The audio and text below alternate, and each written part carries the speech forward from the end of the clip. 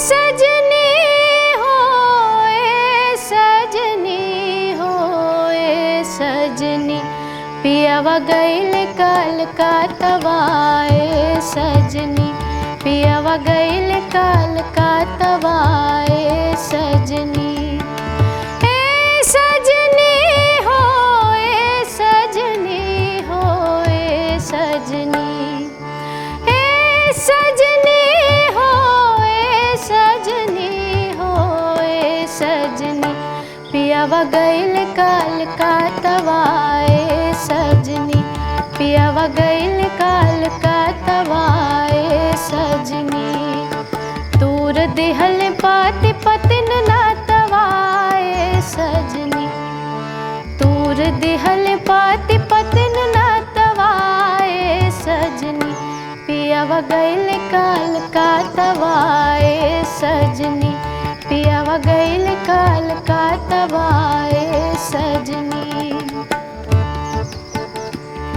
भोजपुरी के शेक्सपियर कहे जाने वाले भिखारी ठाकुर जी का लिखा हुआ ये गाना है। और एक समय था जब लोग कमाने के लिए बाहर जाते थे और वो इतने कष्ट में होते थे कि वो टेक्नोलॉजी का समय नहीं था। आप एक बार जाते थे तो आप वहाँ पहुँच के फिर खबर भेजते थे कि आप पहुँच गए कुशलता से, और वो उसमें लिटरली महीनों लगते थे उस अपडेट में।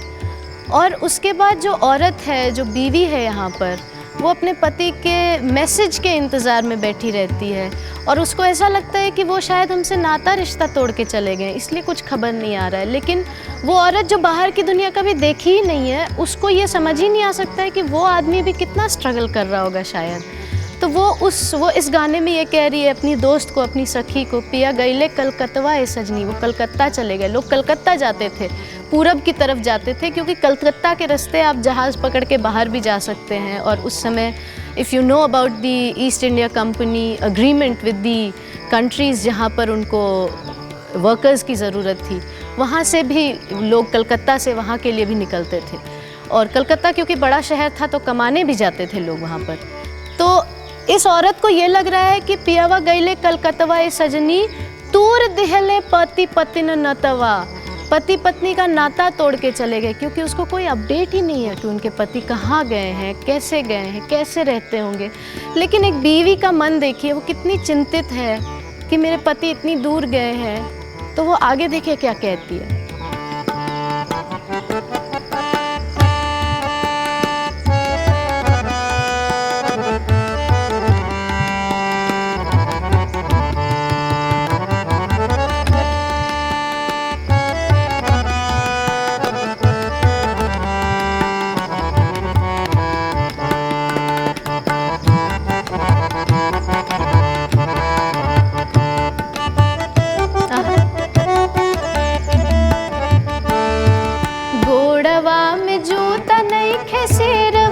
छतवाए सजनी, घोड़वा में जूता नहीं खे, सिरवा पे छतवाए सजनी, कैसे चली है राह तवाए सजनी, कैसे चली है राह तवाए सजनी। हे सजनी हो सजनी हो सजनी, पियावा गइल कलकत्तवा सजनी, पियावा गइल कलकत्तवा सजनी। तो वो कहती है कि उनके गोड़वा में जूता, मतलब पैर में उनके जूता नहीं है, सिर पे उनके छाता नहीं है, वो कैसे चलेंगे इतने लंबे रास्ते, वो जाएंगे कैसे। ये एक बीवी का मन, कितना हृदय विदारक ये गीत है।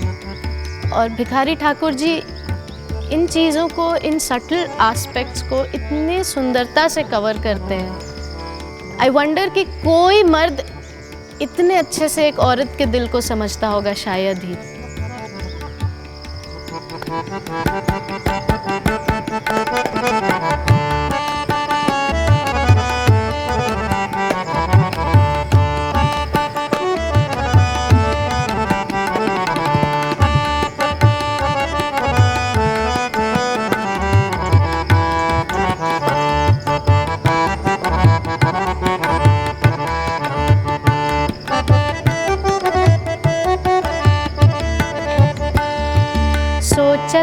सोचत बीतताट दिन रातवाए सजनी।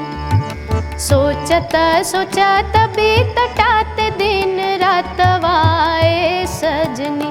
कतहु लागे नइखे पतवाए सजनी। कतहु लागत नइखे पतवाए सजनी। ए सजनी हो ए सजनी हो ए सजनी। पियावा गइल काल कातवाए सजनी। पियावा गइल काल कातवाए सजनी।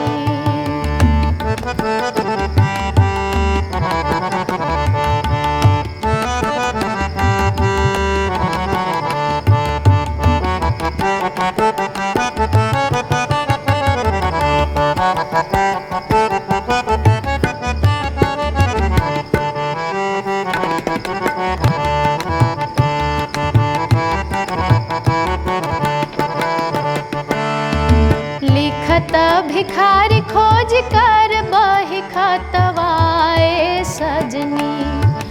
लिखत भिखारी खोज कर बही खतवाए सजनी।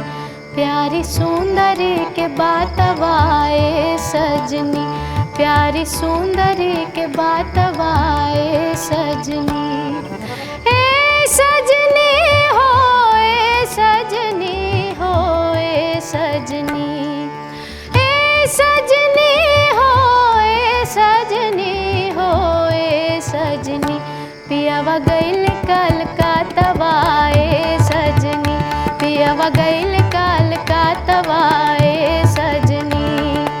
ए सजनी हो ए सजनी हो ए सजनी।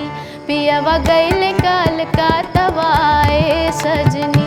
पियावा गइल काल कातवाए सजनी। दूर दिहल पाति पतिन नतवाए सजनी। दूर दिहल पाति पतिन नतवाए सजनी। पियावा गइल काल कातवाए सजनी। पियावा गइल काल कातवाए सजनी। पियावा गइल